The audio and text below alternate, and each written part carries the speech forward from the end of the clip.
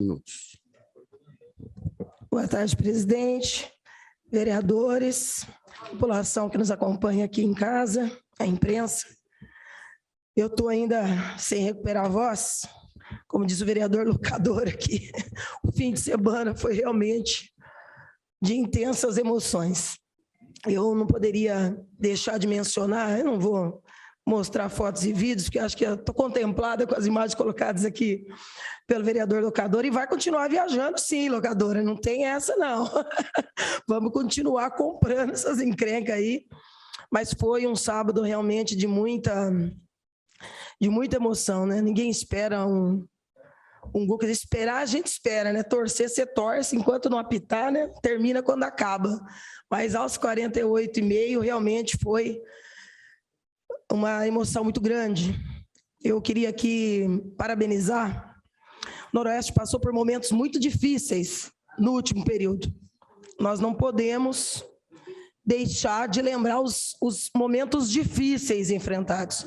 Essa casa aqui se debruçou no ano passado sobre um momento delicadíssimo com a interdição do estádio pela Prefeitura Municipal, que, a meu ver, segue como uma decisão inexplicável, na medida em que o AVCB foi o principal motivo apresentado, mas, como todos sabem, nós temos dezenas de escolas e repartições que também não têm. E foi um momento muito difícil. Então, nesse contexto, eu não poderia deixar de exaltar aqui a torcida, porque a Sangue Rubro realmente é incansável nesses 35 anos de existência da torcida organizada, que nos momentos difíceis e nos momentos de festa não abre mão de apoiar a Maquininha Vermelha. Em todos os momentos de dificuldade está lá Pavanello e os outros guerreiros, não é? Pavanello sempre, aliás, como disse aqui o vereador, nós fomos com a caravana da torcida.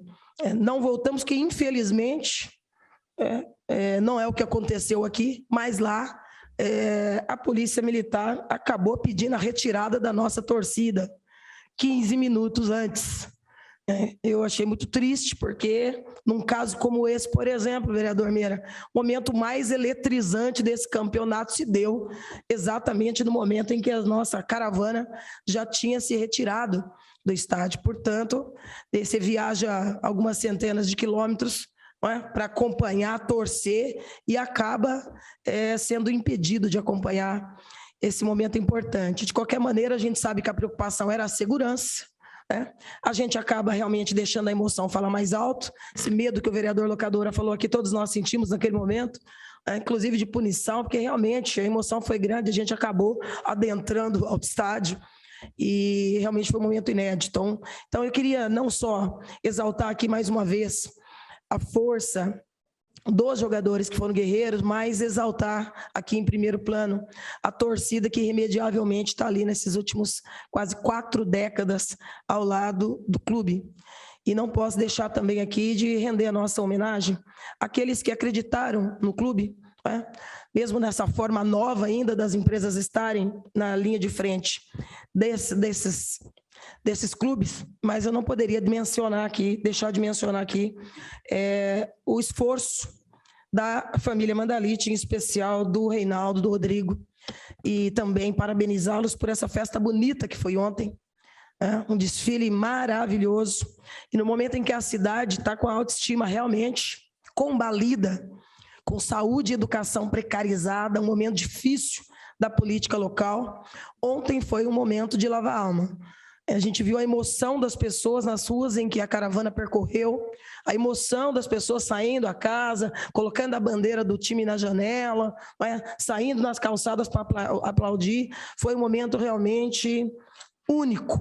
Então, eu parabenizo aqui a família Mandalite, e não apenas eles, né?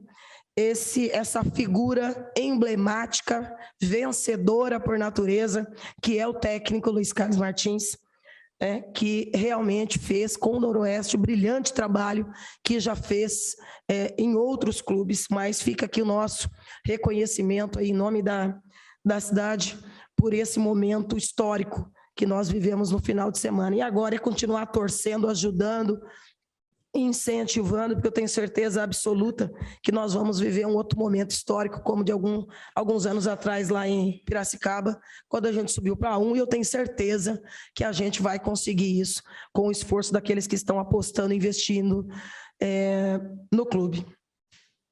Eu quero mencionar rapidamente o assunto abordado aqui pelo vereador Meira, porque também me preocupa, vereador Meira, que exatamente neste ano, que é um ano delicado, é um ano eleitoral, a gente tem que olhar sempre com lupa as decisões governamentais, e eu também tenho manifestado em mais de uma reunião pública ou audiência pública aqui nessa casa, quando o secretário de Planejamento aqui esteve, de que pensar-se na criação de um departamento vai merecer um debate aprofundado.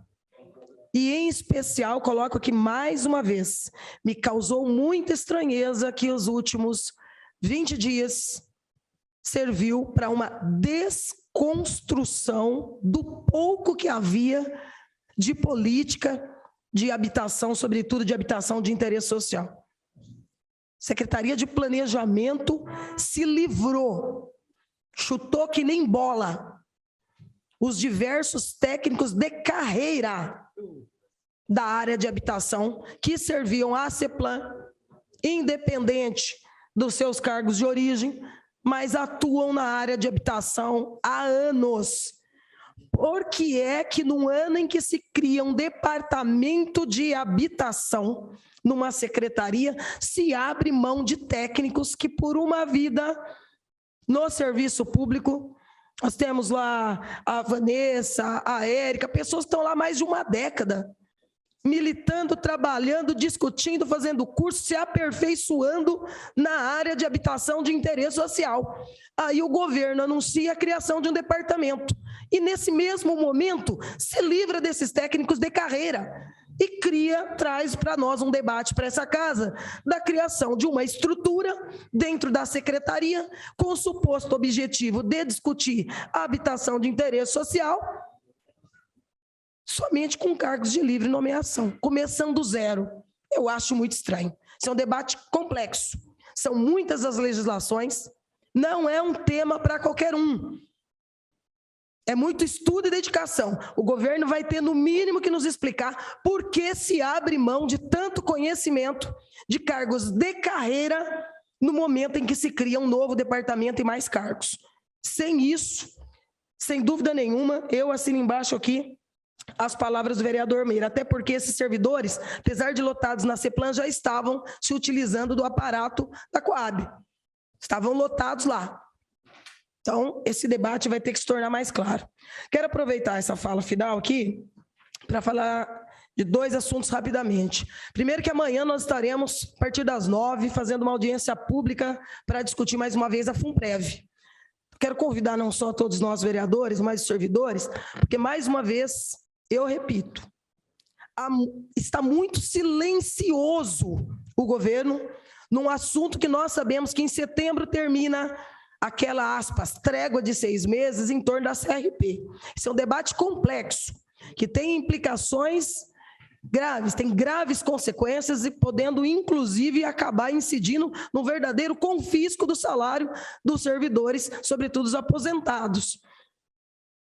Isso é grave. Nós não podemos ficar 5, 6 meses sem debater o assunto, para depois, no último momento, nos 45 do segundo tempo, esse assunto vir para casa somente para ser avalizado. Eu não vou bater carimbo nesse projeto.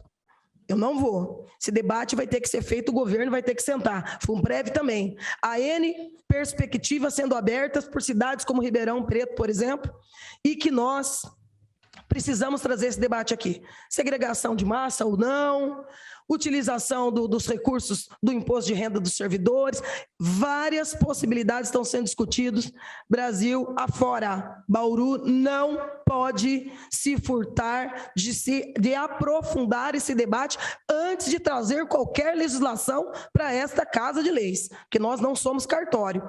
E é necessário que esse tema envolva a outra parte, que são os servidores, em última e em primeira análise, os maiores interessados e aqueles que podem vir a ser os maiores prejudicados.